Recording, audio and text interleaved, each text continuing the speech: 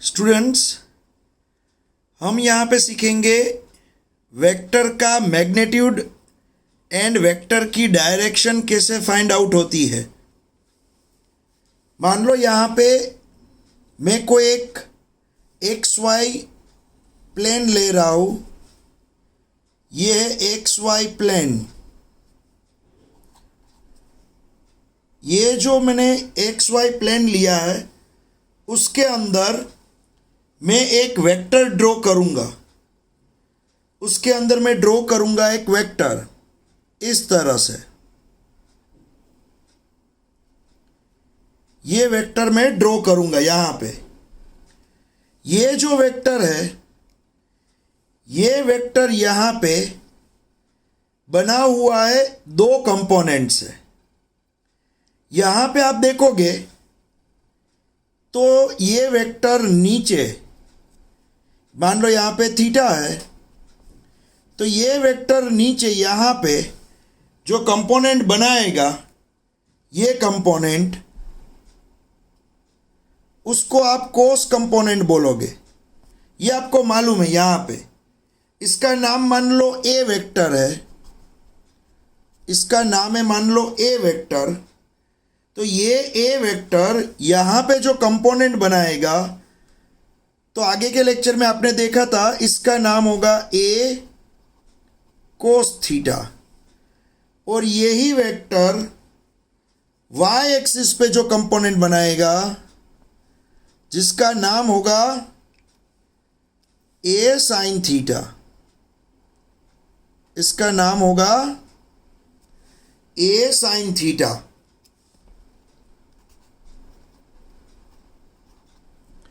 तो जनरली यहाँ पे ए के दो कंपोनेंट मिले, थीटा के पास में ए कोस थीटा और ये वाला बना ये ए साइन थीटा। तो यहाँ पे ए के दो component, A cos theta and A sine theta. अब ये ए साइन थीटा है, तो ये भी क्या होगा बच्चों, ए साइन थीटा। दोनों की लेंथ सेम है।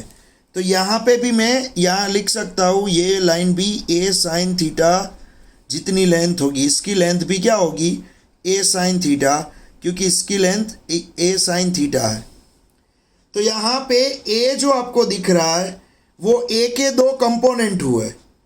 आपको मालूम है ये कंपोनेंट जो मैंने ड्रॉ किए उसमें इसका नाम मैं ए एक्स एक्सिस पे, तो मैं ए एक्स रखूँगा। और ये जो कंपोनेंट है साइन कंपोनेंट, वो वाई एक्सिस पे है, तो मैं इसका नाम रखूँगा ए वाई। तो ए वाई क्या है, ए साइन थीटा है। ए एक्स क्या है, ए कोस थीटा है। तो बहुत सिंपल सी बात है, ये ए वाई है तो सामने ये भी ए वाई जितना भी, ये ए वाई जितना ही होगा। तो यहाँ पे आप देख सकते हो कि अगर मैंने कोई इस तरह से एक वेक्टर लिया था, ये मैंने वेक्टर लिया था, तो ये वेक्टर ए के दो कंपोनेंट मिलेंगे, एक ए एक्स, एक ए वाई। इसको आप बोलोगे ए एक्स, इसको आप बोलोगे ए वाई, तो आपको आंसर मिलेगा यहाँ पे ये कंपोनेंट ए। तो ये जो ए कंपोनेंट है वो ए एक्स और ए वाई से बना हुआ है। यहाँ पे आप देख सकते हो ए वेक्टर के दो बेटे हैं। यहाँ पे एक बेटा ए कोस थीटा, दूसरा बेटा जो है वो ए साइन थीटा। तो वेक्टर ए के दो कंपोनेंट, ए कोस थीटा, ए साइन थीटा। अब आपको ए का मैग्नीट्यूड चाहिए। ए का मैग्नीट्यूड, मुझे ए की लेंथ चाहिए। तो ए का जो मैग्नीट्यूड होगा, ए वेक्टर का जो मैग्नीट्यूड, वो कितना होगा, बहुत ही ईजी है। आपको मालूम है जब ए का मैग्नीट्यूड चाहिए मीन्स मुझे ए की लेंथ चाहिए। तो ये तो पाइथागोरस लॉ हुआ। तो पाइथागोरस लॉ में क्या होगा, ए एक्स स्क्वायर प्लस ए वाई स्क्वायर। बहुत ही सिंपल है मैग्नीट्यूड ढूंढने की मेथड, ए एक्स स्क्वायर प्लस ए वाई स्क्वायर। कोई भी आपको पूछे मुझे ए का मैग्नीट्यूड चाहिए, ए की कितनी लेंथ है वो चाहिए, तो यहाँ पे आप क्या करोगे, अंडर रूट करोगे और ए जो दो कंपोनेंट से बना हुआ है एक्स और वाई, उसका स्क्वायर करके टोटल करके उसका अंडर रूट निकालोगे। तो ये हुआ मैग्नीट्यूड फाइंड आउट करने की मेथड। बहुत ही ईजी है मैग्नीट्यूड फाइंड आउट करने की मेथड। यहाँ पे समझ में आ रहा है ये क्या बना, राइट एंगल बना। तो आपको जब ए चाहिए तो ए एक्स स्क्वायर प्लस ए वाई स्क्वायर आप करोगे तो आपको यहाँ पे ए की लेंथ मिल जाएगी। ये है मैग्नीट्यूड फाइंड आउट करने की मेथड। समझ में आ रहा है। मैं दूसरा एग्जांपल दूं आपको। मान लो आपको यहाँ पे एक दूसरा वेक्टर मैंने ड्रॉ किया है बी वेक्टर, यहाँ पे दूसरा एक वेक्टर ड्रॉ किया है बी वेक्टर। ये जो बी वेक्टर है वो भी इस तरह से दो कंपोनेंट से बनेगा। ये बी वेक्टर दो कंपोनेंट से बनेगा इस तरह से, आप देख सकते हो ये दो कंपोनेंट से बनेगा।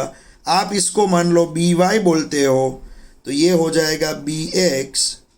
तो आपको बी की लेंथ चाहिए, बी की लेंथ कितनी होगी, मीन्स आपको बी का मैग्नीट्यूड चाहिए, बी का मैग्नीट्यूड। तो अकॉर्डिंग टू पाइथागोरस आप क्या करोगे, b x square plus b y square. बहुत ही सिंपल है। देखो ये बहुत ही ईजी है। मुझे बी की लेंथ चाहिए थी तो यहाँ पे राइट एंगल ये बना है तो उसमें दोनों कंपोनेंट का स्क्वायर करके टोटल किया और उसका अंडर रूट फाइंड आउट कर लिया। तो यहाँ पे मैग्नीट्यूड फाइंड आउट करने की मेथड बहुत ही ईजी है। चलो मैं यहाँ पे आपको एग्जांपल दूँ, इसके एग्जांपल दूँ। मान लो यहाँ पे इस तरह से पूछा है, एग्जांपल दे रहा हूँ, vector a equals to 2i cap plus यहाँ पे मैं लिख रहा हूँ 2j कैप। इसका मीनिंग क्या होगा बच्चों, vector a equals to 2i cap plus 2j cap, इसका मीनिंग क्या होगा। इसका मीनिंग होगा ये जो ए वेक्टर है वो two step x axis, i means क्या दिखाता है, एक्स एक्सिस की डायरेक्शन। तो टू स्टेप जब आप एक्स एक्सिस पे चलोगे और two step j means y axis, two step j y axis पे चलोगे तो ये दोनों की हेल्प से ए बनता है। तो मान लो यहाँ पे मैं ड्रॉ करूँगा, यहाँ पे मैं ड्रॉ करूँगा इस तरह से एक्स वाई प्लेन, यहाँ पे मैं ड्रॉ करूँगा एक्स वाई प्लेन। अब यहाँ पे मुझे दो स्टेप जाना है, दो स्टेप जाना है एक्स एक्सिस में, तो 1 और 2। मान लो ये सब कुछ मैं मीटर में ले रहा हूँ तो 1 मीटर 2 मीटर। मैं दो स्टेप गया एक्स एक्सिस पे, फिर 2j है तो मुझे दो स्टेप जाने हैं वाई एक्सिस पे, 2j। समझ में आ रहा है बच्चों। तो यहाँ पे क्या मिला, ये जो लाइन है वो क्या है 2i, ये लाइन है वो क्या है 2j। ये दोनों की हेल्प से जो पॉइंट मिलेगा, दोनों की हेल्प से जो पॉइंट मिलेगा, तो ओरिजिन से ये पॉइंट तक का जो ये वेक्टर होगा उसको मैं बोलूँगा ए वेक्टर, उसको मैं बोलूँगा ए वेक्टर। तो यहाँ पे ए वेक्टर जो है, वेक्टर ए, वो ए एक्स और ए वाई से बना हुआ है। ए के दो बेटे हैं, एक एक्स एलिमेंट एक वाई एलिमेंट। ए के कितने हैं, दो एलिमेंट, ए एक्स ए वाई। तो यहाँ पे आप देखोगे ए एक्स का मीनिंग यहाँ पे क्या होगा 2i, 2i कैप का meaning 2i cap means two step in x direction. और ए वाई का मीनिंग क्या होगा, ए वाई का मीनिंग होगा 2j, ए वाई का मीनिंग होगा 2j means two step in y direction. तो यहाँ पे जो a है वो 2i और 2j से बना हुआ है, तो ये 2i हुआ, ये 2j हुआ। तो यहाँ पे a जो है उसका राइट एंगल आप यहाँ पे ड्रॉ करोगे इस तरह से राइट एंगल, तो यहाँ पे ये क्या बनेगा, ये भी 2 बनेगा, ये 2j कैप। समझ में आ रहा है। तो यहाँ पे मुझे अगर a चाहिए, मुझे अगर यहाँ पे a चाहिए तो आप क्या करोगे, अंडर रूट ए एक्स स्क्वायर प्लस ए वाई स्क्वायर। क्या करोगे, अगर मुझे ए चाहिए तो ए एक्स स्क्वायर प्लस ए वाई स्क्वायर, क्योंकि ये लाइन को ए एक्स बोला, ये लाइन को ए वाई बोला। तो पाइथागोरस की जो आपको पता है पाइथागोरस मेथड, तो आपको अगर ए चाहिए तो आप क्या करोगे, उसके एक्स एलिमेंट का स्क्वायर प्लस वाई एलिमेंट का स्क्वायर। तो उसका जो एक्स एलिमेंट है वो क्या है 2 है। आई तो क्या दिखाता है आपको, आई क्या दिखाता है एक्स एक्सिस की डायरेक्शन, लेकिन उसका एक्स एलिमेंट है कितना, 2, उसकी वैल्यू क्या है 2, 2 का स्क्वायर प्लस वाई एलिमेंट की वैल्यू क्या है 2, 2 का स्क्वायर। तो यहाँ पे 2 का स्क्वायर क्या होगा 4, यहाँ पे 2 का स्क्वायर 4, 4 प्लस 4 8, आंसर आ जाएगा √8 मीटर। समझ में आ रहा है? तो ए का मैग्नेट्यूड क्या हुआ, √8 मीटर। इसी तरह से मान लो आपको एग्जाम्पल में दे दे इस तरह से, एक एग्जाम्पल दे दे आपको इस तरह से, बी वेक्टर इक्वल्स टू आपको यहाँ पे वो देंगे 3√3 i cap plus 9j cap, 3√3 i cap plus 9j cap, इस तरह से दे दिया। इस तरह से अगर आपको दे दिया b vector equals to 3√3 i cap plus 9j cap, अगर आपको इस तरह से दिया हुआ है तो आपको बी का मैग्नीट्यूड चाहिए, बी का मैग्नीट्यूड। तो आप क्या करोगे, अंडर रूट करोगे और बी के जो दो कंपोनेंट है बी के, एक 3√3 उसका स्क्वायर करोगे प्लस यहाँ पे जो 9 है उसका स्क्वायर करोगे, 3√3 का स्क्वायर और 9 का स्क्वायर। तो यहाँ पे इसका आंसर आएगा √108, मीन्स यहाँ पे आंसर आएगा 10.39, ये आंसर आएगा। √108 मीन्स 10.39। तो यहाँ पे जो b का मैग्नीट्यूड होगा, मीन्स b की जो लेंथ होगी वो 10.39 होगी। अगर ये सब कुछ मीटर में दिया है तो आंसर 10.39 मीटर आएगा, सब कुछ सेंटीमीटर में दिया है तो 10.39 सेंटीमीटर आएगा। तो मैग्नीट्यूड फाइंड आउट करने की मेथड क्या है, बहुत ही इजी है। जो भी यहाँ पे आप एलिमेंट उसके कंपोनेंट यहाँ पे होंगे उसका स्क्वायर करके प्लस करके उसका अंडर रूट। मान लो यहाँ पे तीसरा एग्जांपल, यहाँ पे मैं तीसरा एग्जांपल दे रहा हूँ। यहाँ पे मान लो दिया हुआ है C vector equals to 2i cap plus 3j cap plus 5k cap. यहाँ पे इस तरह से दिया हुआ है, यहाँ i j k तीनों ही, देखो इसके अंदर तीनों ही है, i j k तीनों ही कंपोनेंट है। तो आपको मालूम है यहाँ पे जो c वेक्टर होगा उसका मैग्नीट्यूड चाहिए। अगर c वेक्टर का मैग्नीट्यूड चाहिए तो जितने भी कंपोनेंट आपको दिख रहे हैं, यहाँ पे जितने भी कंपोनेंट दिख रहे हैं वो सभी का स्क्वायर करके प्लस करना है। तो यहाँ पे x कंपोनेंट उसका स्क्वायर, यहाँ पे y कंपोनेंट उसका स्क्वायर प्लस करके यहाँ पे जो z कंपोनेंट है उसका स्क्वायर। तो यहाँ पे c जो बना है वो 2i plus 3j plus 5k से बना हुआ है। तो यहाँ पे मैंने क्या किया, तीनों का स्क्वायर किया और उसका अंडर रूट मुझे निकालना है। तो यहाँ पे under root 2 square plus 3 square plus 5 square means under root आ जाएगा 38।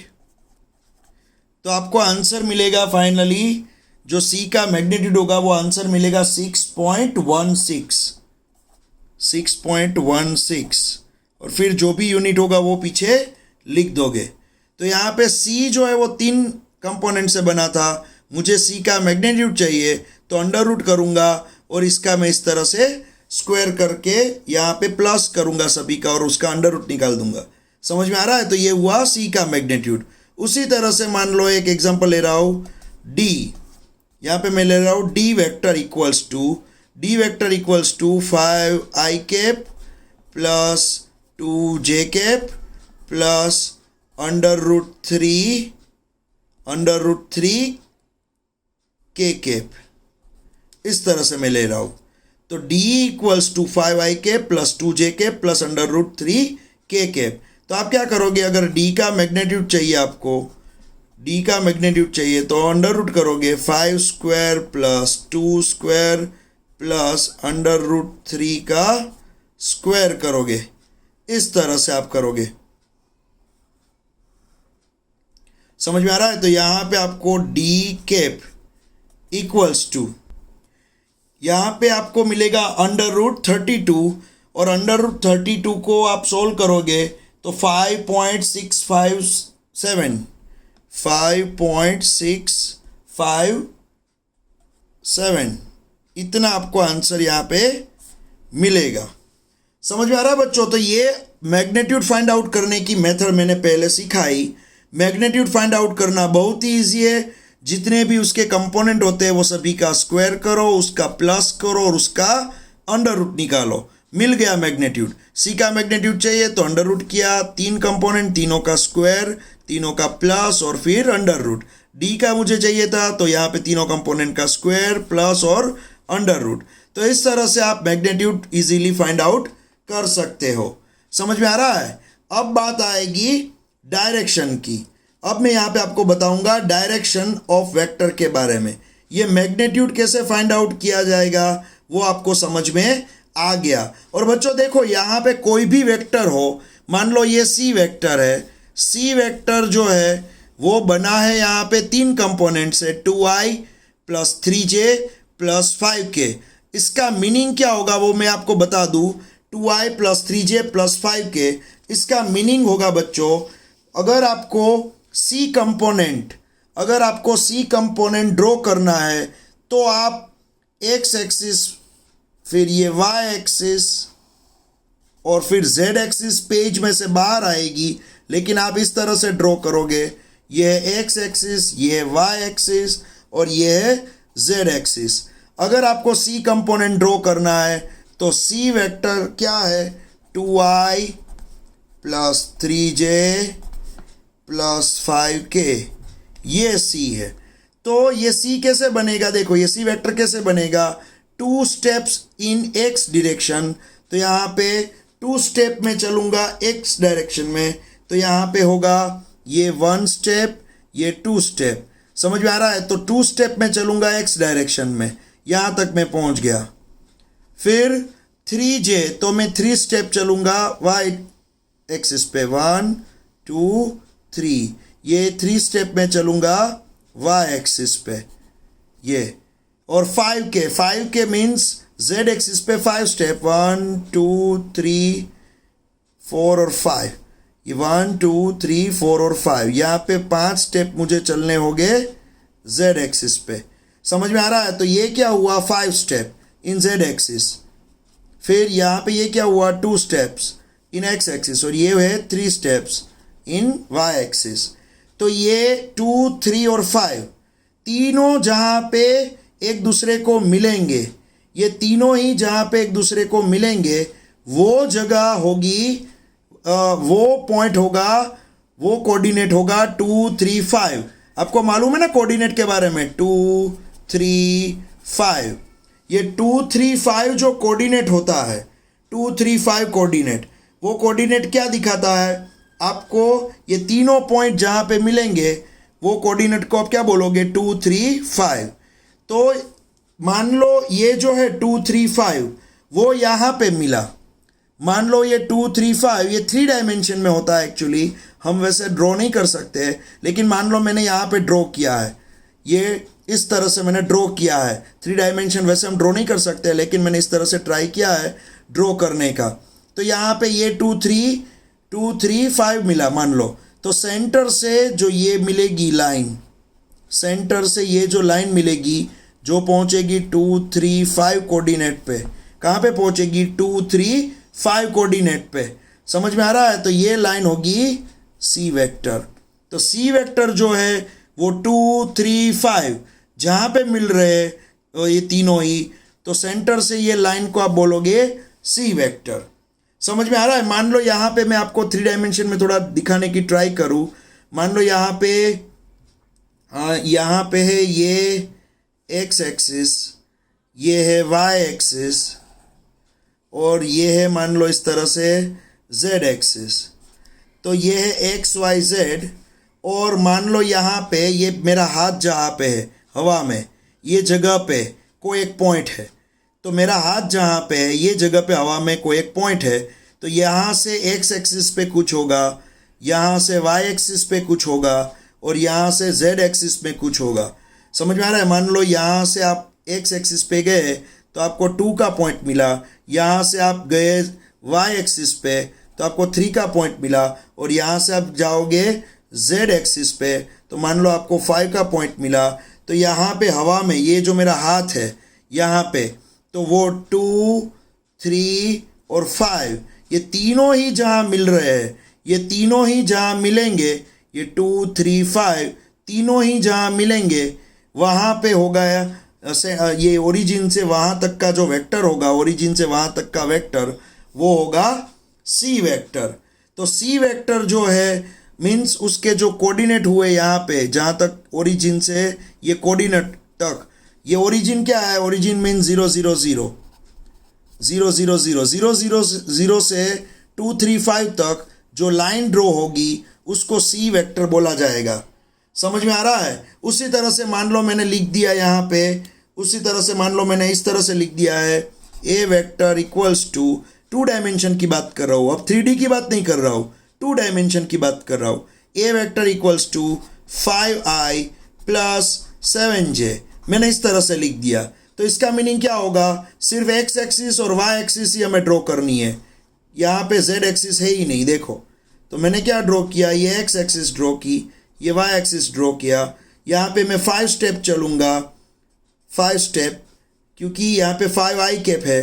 फिर वाई डायरेक्शन में मैं 7 स्टेप चलूँगा, क्योंकि यहाँ पे 7j कैप है। तो ये 7 और 5 दोनों को मिलाओगे तो यहाँ पे जो कोऑर्डिनेट होगा वो क्या होगा, यहाँ पे 5,7 होगा, ये कोऑर्डिनेट होगा 5,7, और ये है 0 0 रेफरेंस पॉइंट, 0 0 ओरिजिन। तो ओरिजिन से आप 5, 7 तक अगर कोई वेक्टर ड्रॉ करोगे ये, तो इसको आप ए वेक्टर बोलोगे। क्या बोलोगे, ए वेक्टर। ये है ए वेक्टर, और यही ए वेक्टर के 2 बेटे हैं, एक है 5 मीन्स यहाँ पे एक्स एलिमेंट जिसको आप बोलोगे ए एक्स, और एक जो है वो है 7, दूसरा जो बेटा है वो है 7 जिसको आप ए वाई बोलोगे, और यही ए वाई यहाँ भी होगा, ये ए वाई यहाँ भी होगा। समझ में आ रहा है? तो ये एक्स ये ए वाई। अब अगर आपको ए चाहिए, ए की लेंथ चाहिए, तो बहुत ईजी, आप क्या करते हो, ए एक्स का स्क्वायर प्लस ए वाई का स्क्वायर करते हो।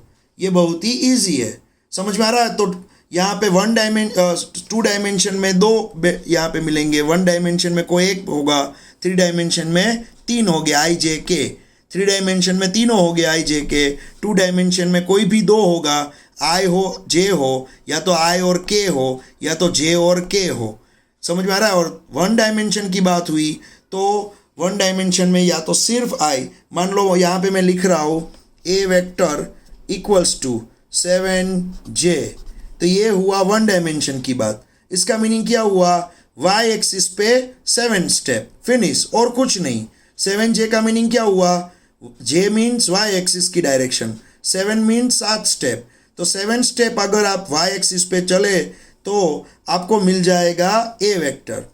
समझ में आ रहा है? फिर मान लो मैंने ए को लिखा इस तरह से 5i प्लस 7j, तो यहाँ पे ए के 2 कंपोनेंट हुए, एक एक्स कंपोनेंट है और एक वाई कंपोनेंट। मान लो यहाँ पे मैंने लिखा 5i plus 7j plus 2k, तो यहाँ पे 3 कंपोनेंट हुए ए के, ये 3 डायमेंशन में वेक्टर हुआ। 5i 5 मीन्स एक्स एक्सिस पे 5 स्टेप्स, वाई एक्सिस पे 7 स्टेप, और जेड एक्सिस पे 2 स्टेप। ये तीनों ओरिजिन से ये तीनों तक की लाइन जो ड्रॉ करोगे वो होगा आपका ए वेक्टर। समझ में आ रहा है? तो 1 डायमेंशन में इस तरह से लिखा जाएगा, यहाँ आई जे के कुछ भी हो सकता है, 2 डायमेंशन में कोई भी 2 होंगे, आई जे हो, जे के हो, या आई के हो, 3 डायमेंशन में तीनों होंगे। समझ में आ रहा है बच्चों? और मैग्नीट्यूड ढूंढने का तो बहुत ईजी है। मैग्नीट्यूड ढूंढना है तो आप क्या करोगे, अगर यहाँ पे मैग्नीट्यूड ढूंढना है तो ए का वेक्टर, ए वेक्टर उसका मोड, और अंडर रूट करोगे आप 7 का स्क्वायर। तो बहुत सिंपल सी बात है बच्चों, 7 का स्क्वायर उसका अंडर रूट, तो आंसर 7 ही मिलेगा। समझ में आ रहा है? फिर मान लो यहाँ पे आपको इसका मैग्नीट्यूड चाहिए, इसका मैग्नीट्यूड चाहिए, तो क्या करोगे, अंडर रूट करोगे, फिर आप करोगे 5 स्क्वायर प्लस 7 स्क्वायर। फिर अगर इसका मैग्नीट्यूड चाहिए 3 डायमेंशन में, इसका मैग्नीट्यूड चाहिए, तो यहाँ पे आप करोगे under root 5 square plus 7 square plus 2 square. बहुत ही सिंपल है, देखो बच्चों समझ में आ रहा है। तो ये 1 डायमेंशन, 2 डायमेंशन, 3 डायमेंशन में मैग्नीट्यूड ढूंढने की मेथड आप सभी को मिल गई। अब बात आएगी डायरेक्शन की। चलो वो बात हम करेंगे, डायरेक्शन कैसे ढूंढी जाएगी। डायरेक्शन, चलो यहाँ पे मैं ड्रॉ कर रहा हूं, यहाँ पे मैं ड्रॉ कर रहा हूं। यह है एक्स एक्सिस, यह है वाई एक्सिस, यह है एक्स एक्सिस और ये वाई। यहाँ पे मैं कोई एक वेक्टर ड्रॉ कर रहा हूँ। कौन सा वेक्टर ड्रॉ करूँगा? मैं यहाँ पे ड्रॉ करूँगा ए वेक्टर इक्वल्स टू, यहाँ पे मैं ड्रॉ करने वाला हूँ A vector equals to 3√3 I cap plus 9 J cap. मैं ये वेक्टर ड्रॉ करूँगा, समझ में आ रहा है। तो यहाँ पे A vector equals to 3√3 I cap plus 9 J cap. अगर मुझे ये ड्रॉ करना है तो मुझे 3√3 स्टेप्स चलने पड़ेंगे एक्स एक्सिस में। यहाँ पे 3√3 स्टेप्स चलने पड़ेंगे एक्स एक्सिस पे। तो 3√3 क्या होता है बच्चों? 5.2 होता है। तो यहाँ पे मैं 5.2 स्टेप, यहाँ पे कितना 5.2 सेंटीमीटर या तो 5.2 मीटर, जो भी यूनिट है वो उतना स्टेप आप चलोगे एक्स एक्सिस पे। फिर 9 स्टेप चलोगे आप, 9 स्टेप्स चलोगे आप वाई एक्सिस पे। अब ये 9 और ये होगा यहाँ पे 5.2, ये दोनों को ही यहाँ पे मिलाओगे तो ये क्या मिलेगा आपको? ये पॉइंट कौन सा मिलेगा? ये मिलेगा 3√3,9। ये इसके कोऑर्डिनेट हुए। और जब वेक्टर में ड्रॉ करूँगा तब यहाँ पे जो वेक्टर होगा ए वेक्टर, वो ये होगा, ये ए वेक्टर, ये मैंने बनाया ए वेक्टर। समझ में आ रहा है? ये ए वेक्टर बन गया। अब डायरेक्शन मुझे ढूंढनी है। तो डायरेक्शन का मीनिंग क्या है एक्चुअली? यहाँ पे डायरेक्शन का मीनिंग एक्स एक्सिस के साथ कितना थीटा बनाया, वो समझ में आ रहा है। यहाँ पे ईस्ट वेस्ट नॉर्थ आपको नहीं लिखना है। यहाँ डायरेक्शन का मीनिंग एक्स एक्सिस के साथ कितना एंगल बनाया ये ए वेक्टर ने। आपको थीटा ढूंढना है। तो यहाँ पे थीटा ढूंढना है तो पहले मुझे एक बात बताओ, ये साइड जो है 5.2 की है, ये साइड क्या है 9 की। तो ये साइड भी क्या होगी? सामने वाली साइड 9। तो ये 9, तो सेम उतना ही यहाँ पे 9। तो यहाँ पे ये 9 हुआ और ये जो लाइन हुई वो हुई 5.2 की। तो अगर आपको थीटा ढूंढना है, थीटा, तो आप क्या करोगे? tan थीटा करोगे और tan थीटा करके आपको मालूम है अपोजिट साइड जो इसका tan थीटा का फॉर्मूला है, क्या लिखोगे आप? tan theta equals to 9 divide by 5.2। क्या लिखोगे आप? tan theta equals to opposite side means ये साइड 9, यहाँ पे लिखोगे 9 डिवाइड बाई, यहाँ पे ये जो पास में जो साइड है वो 5.2। तो यहाँ पे थीटा इक्वल्स टू, आपकी मेथड देखो, थीटा इक्वल्स टू, आपको थीटा ढूंढना है। क्या ढूंढना है? Theta. Theta means angle, x axis के साथ कितना एंगल हुआ वो थीटा ढूंढना है। समझ में आ रहा है? जो थीटा मिलेगा वही आप लास्ट में बोलोगे एज अ डायरेक्शन। क्या आप बोलोगे आपका वेक्टर एक्स एक्सिस के साथ इतना एंगल मीन्स थीटा की जो वैल्यू आएगी उतना एंगल बना रहा है। तो लास्ट में आपको डायरेक्शन लिखनी होगी कि ये वेक्टर, ये ए वेक्टर एक्स एक्सिस के साथ जो मैं एंगल आपको यहाँ पे ढूंढ के दूंगा वो एंगल बना रहा है। तो थीटा इक्वल्स टू, ये tan जो है वो ये साइड ले जाना है आपको, ये हो जाएगा tan इनवर्स। तो यहाँ पे 9 डिवाइड बाई 5.2, 9 डिवाइड बाई 5.2 आपको मिलेगा 1.73, आपको मिलेगा 1.73, ये आपको मिलेगा 1.73, 1.73। और ये एक काम करते बच्चों, यहाँ पे 9 डिवाइड बाई 5.2 आपको ये मिलेगा 1.73 और ये लास्ट में मिलेगा 07, 1.7307 ये मिलेगा यहाँ पे। आप जब इसको सिंप्लीफाई करोगे 9 डिवाइड बाई 5.2 ये आपको मिलेगा। तो अब इसको आगे कैसे ढूंढा जाएगा?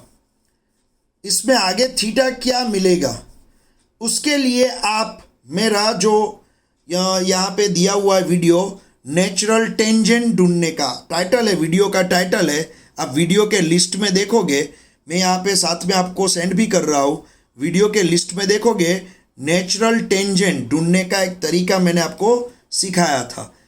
तो आपको वो यहाँ पे पूरा मेथड यूज़ करना होगा और आपको मिल जाएगा थीटा। तो अब डायरेक्शन ढूंढने का जो तरीका है वो मैं आपको साथ यहाँ पे वीडियो अटैच करके भेज रहा हूँ। वो दूसरा वीडियो आप देखोगे जिसके अंदर नेचुरल टेंजेंट टेबल यूज़ करना है और थीटा कितना होगा वो आपको मिल जाएगा। समझ में आ रहा है बच्चों? तो आपको दूसरा वीडियो अब देखना पड़ेगा इससे आगे। उसी तरह से मैं दूसरा एग्जांपल दे रहा हूँ। मान लो दूसरा एग्जांपल डायरेक्शन ढूंढने का, यहाँ पे मान लो इस तरह से एक्स एक्सिस है, ये वाई एक्सिस, और यहाँ पे मान लो कोई एक वेक्टर है बी वेक्टर, यहाँ पे है बी वेक्टर, ये है बी वेक्टर। बी वेक्टर के कितने एलिमेंट हो गए? बी वेक्टर यहाँ पे दिया हुआ है 5i cap plus 3j cap, यहाँ पे इस तरह से दिया हुआ है b equals to 5i cap plus 3j cap. यहाँ पे डायरेक्शन ढूंढनी है, तो डायरेक्शन का मीनिंग आपको मालूम है और कुछ नहीं, थीटा ढूंढना है। क्या ढूंढना है? थीटा। तो यहाँ पे जो बी वेक्टर मिल रहा है आपको उसके दो एलिमेंट हो गए, बी वेक्टर के दो एलिमेंट हो गए, एक ये और एक ये हुआ इसका x एलिमेंट जो होगा 5, ये हुआ इसका y एलिमेंट जो हुआ 3। यहाँ पे y जो है वो 3 है, x जो है वो 5 है। अब आपको ढूंढना है यहाँ पे थीटा, तो आप क्या करोगे? tan थीटा इक्वल्स टू यहाँ पे अपोजिट साइड मीन्स 3/5 करोगे। फिर आपको क्या करना है? Theta equals to tan inverse 3/5।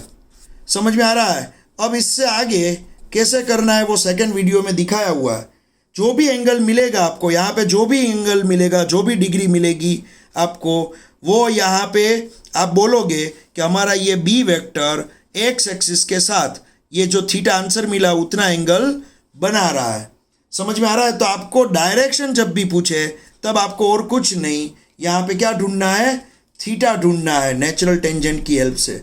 समझ में आ रहा है बच्चों? तो मैं आपको नेचुरल टेंजेंट का कैसे ढूंढना है वो तरीका मैं आपको यहाँ पे दूसरा वीडियो भेज रहा हूँ, वो भी देखो। साथ में लॉग बुक के अंदर नेचुरल टेंजेंट लिखा हुआ टेबल मिलेगा। अब साइंस की लॉग बुक जो आती है, मैथमेटिकल लॉग बुक, स्टेशनरी में से परचेस कर लो। स्टेशनरी में जाके बोलना मैथमेटिकल लॉग बुक दे, स्टेटिस्टिकल नहीं, वो कॉमर्स की होती है, मैथमेटिकल लॉग बुक दे। मैथमेटिकल लॉग बुक आप परचेस कर लो और उसके अंदर देखोगे 2 पेज के ऊपर लिखा होगा, ऊपर की साइड नेचुरल टेंजेंट। वो पेज आप सामने रखोगे और यहाँ पे जो मेरा दूसरा वीडियो है वो आप जब देखोगे तो आपको ऑटोमेटिक ये बहुत ही इजी तरीके से ये समझ में आ जाएगा। Okay, bye, take care students.